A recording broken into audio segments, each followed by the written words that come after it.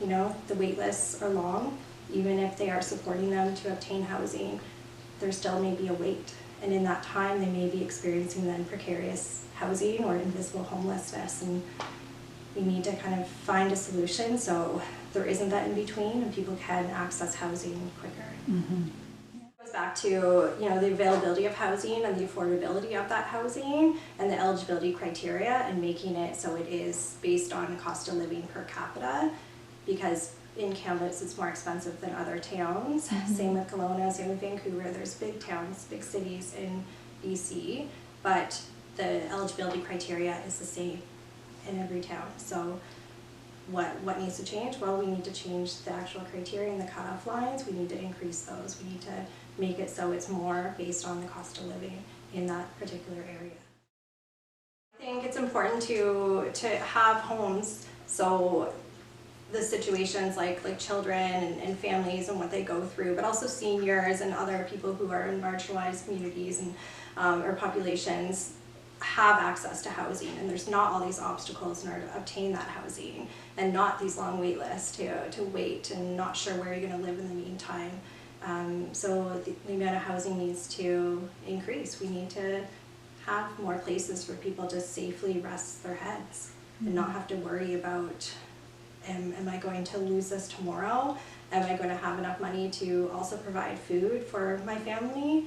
Am I going to have enough funds to be able to pay for my car payment so I can get to work? Am I going to have enough funds to even afford the childcare that I may or may not even have because of the childcare crisis and not having enough beds? Mm-hmm. So I think having more housing, having more childcare access, and would really go a long way to helping the current situation with our visible, invisible, and precariously housed people. Mm-hmm. I think having compassion for these people, they are going through, you know, people who are visibly homeless, invisibly homeless, or precariously housed, they are going through really difficult times. Oftentimes, you know, I'm working with people who are trying to work and like make enough money to afford the rental costs here, and it's just not enough. And so these people are really trying their best. Each one of them is trying their best to improve their situation when they're able to work on that. And so we just need to remember that these people are people. Mm-hmm.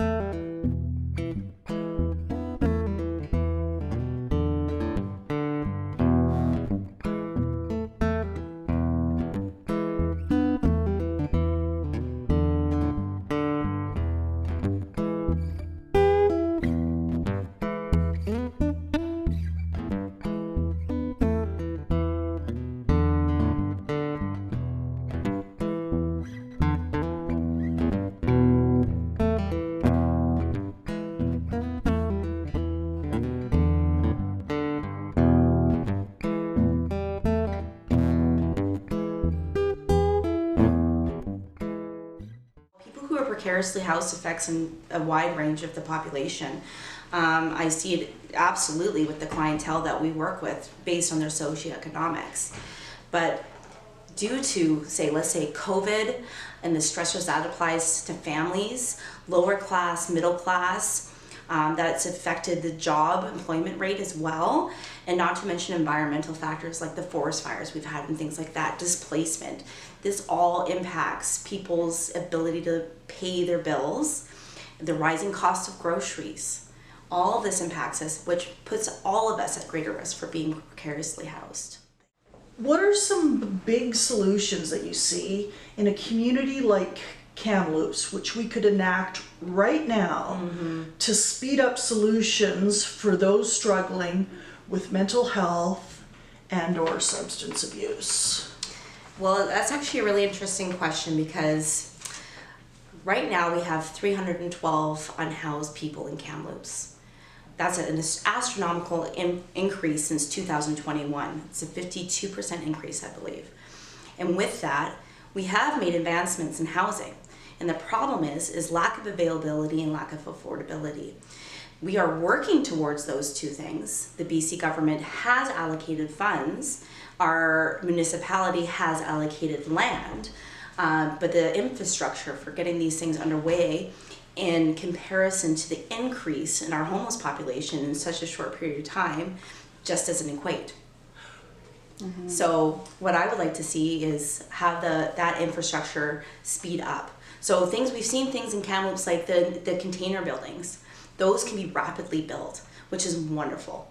So something like that would be great. The other big thing I think would be very important is more allocation to shelters. Shelters were 95% at capacity this past year. And they are utilized by our clients very often. They are utilized by people on a very regular basis or intermittent basis. And I think they need to have more beds available, especially in the winter. 312 is conservative. There are the hidden unhoused as well. Can you tell us a little bit more about the hidden unhoused? Hidden unhoused are those people that are maybe staying with family members, couch surfing on friends' couches. Again, people who might be incarcerated or in a facility that have nowhere to go.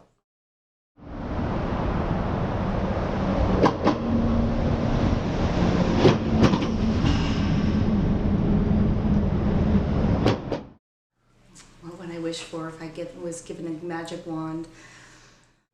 I would wish, I think for two things. I think I would wish for better programming and availability for people to access help like what we offer for our clients. We help our clients navigate all the systems. We're able to help them find and secure housing and maintain their housing. More people like our team need to exist. The other thing I wish I could change too is the stigma in our community. I think that the not in my back door mentality needs to change, and we need to understand that these people are people at the end of the day, and they are worthy of living a good standard of life. We don't need a magic wand. We have a city council that's well aware of the issues in Kamloops. I know for a fact that they are working on providing solutions. We have amazing housing partners that are working their butts off to provide housing for people and secure housing, affordable housing, supportive housing. All these things are in place. It just needs to grow faster.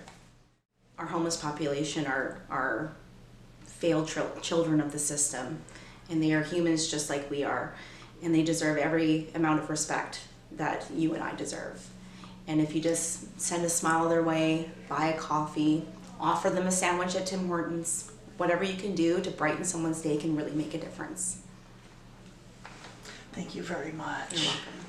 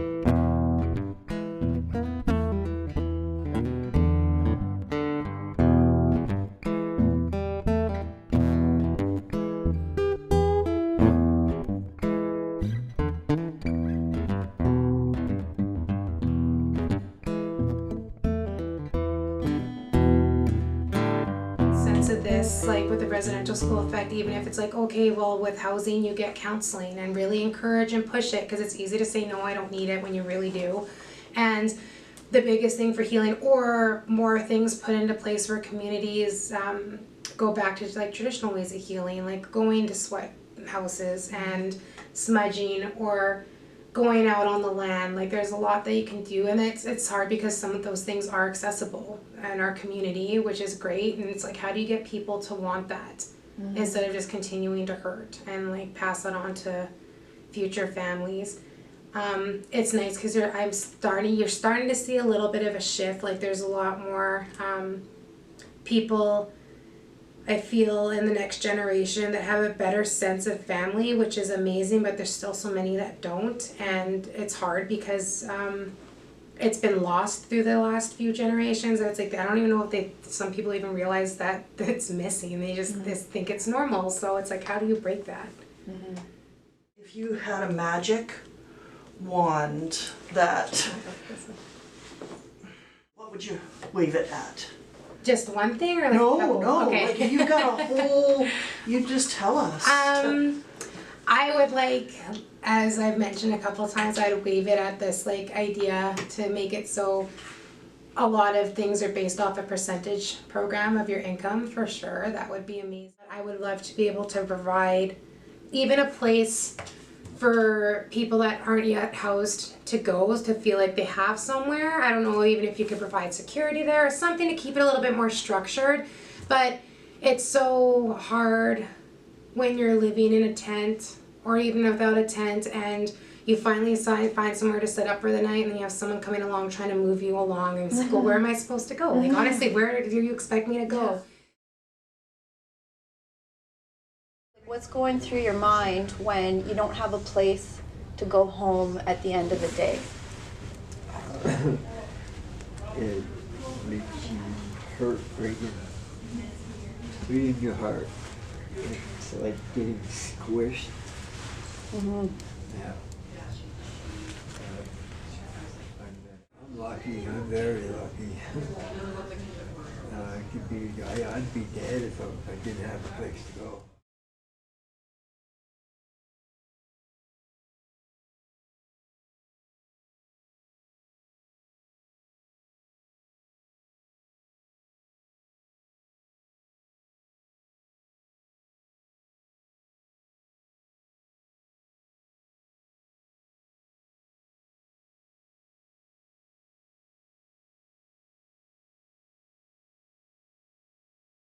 We want to build a community, and we want in this community people to be able to share their experiences and if they choose to share it with the public, the rest of the country or community or like Kamloops or what have you. Tiny home model where they've built a number of tiny homes for people that are homeless. They maybe have mental health challenges that they're working with. They may have some substance use disorder issues that they're working with, but they are able to go into these tiny homes and they're able to lock the door and sleep at night and not have to carry their possessions all over town and walk 20 miles between breakfast at a mission to dinner at a church.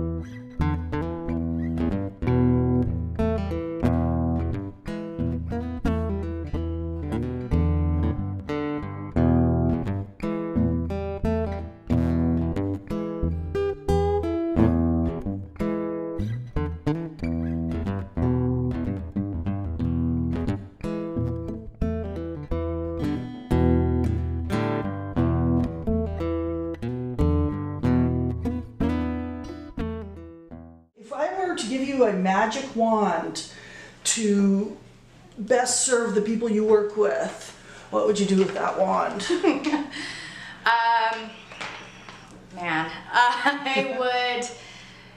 First of all, I'd like to just be able to just erase the stigma that comes with mental health and substance use for folks. Just have people be able to see people as people and not their illness or not their substance use or not what they can or cannot do. I think I would just love to explore just a model that is flexible and receptive and for everybody and all of their needs. And again, just starting with that the basic human needs of being able to provide people with what they need to feel safe and secure and not have those barriers or those roadblocks in front of them, and just, I guess, a ton of money just to build all these programs and these services and be able to work with, you know, agencies and political figures and other community partners to really have a focused, driven, educated approach to, you know, helping everyone. I think just remembering just to be kind, and that nobody knows everybody's story and nobody knows what everybody has been through, and just remembering that, you know, there could be a point in time where you could find yourself in the same situation as a lot of the people out there, and that you don't know their story and you don't know their reasoning behind what they do. And so just remembering that everybody out there is somebody's daughter, son, mother, father, cousin, sister, aunt, grandparent, and they all come from somewhere and they all have people that care about them, and just be kind.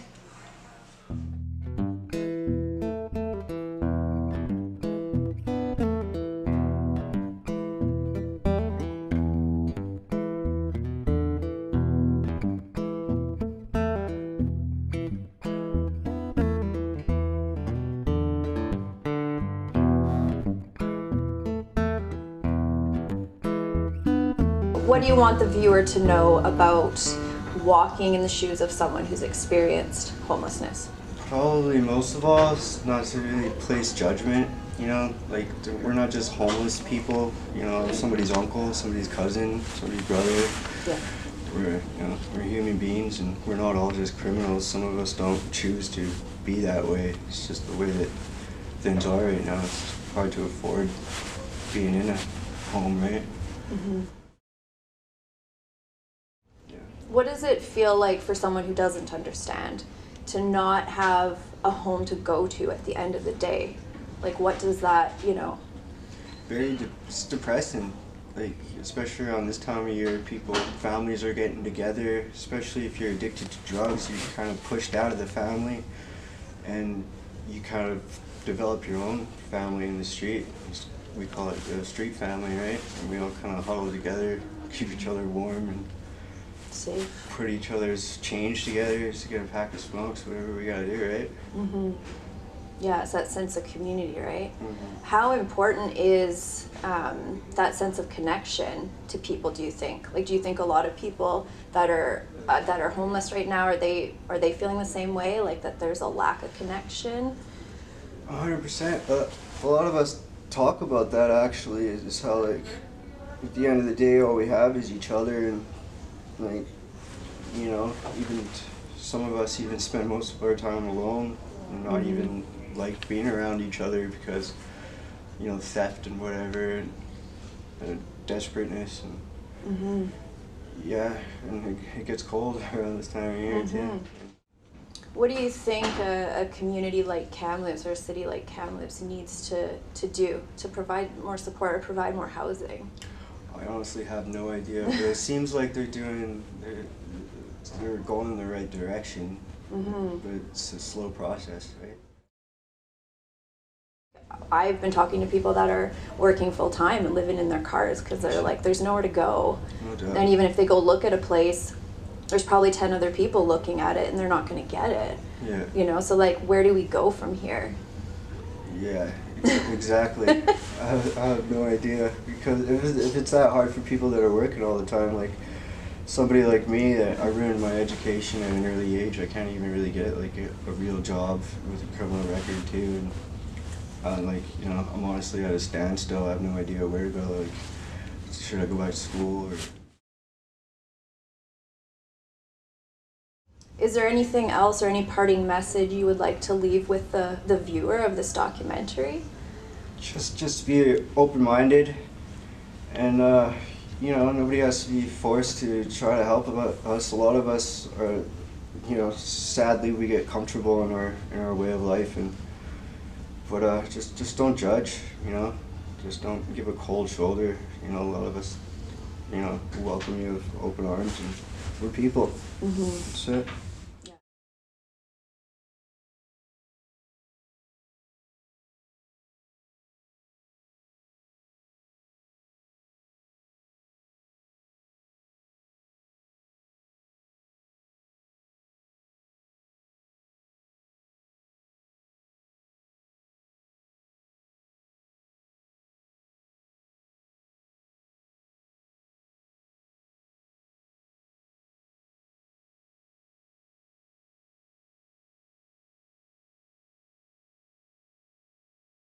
Wow, what a journey this has been. Though I found so much joy in meeting with so many amazing people, my heart is heavier, more so now than ever, knowing that so many of these people won't have a safe home to go to tonight. We are in the earlier stages of a severe housing crisis in Kamloops. One only has to look as far as East Vancouver to see what's in store for our community if we can't act now. And there is a lot of work to be done. I do know that if we all try to listen and exercise a little more empathy, that's a great start. Thank you for joining me on this amazing journey. Thank you to all my participants and to the beautiful people who shared their authentic and meaningful stories for this project. I hope they have been as meaningful and thought-provoking to you as they have been to us.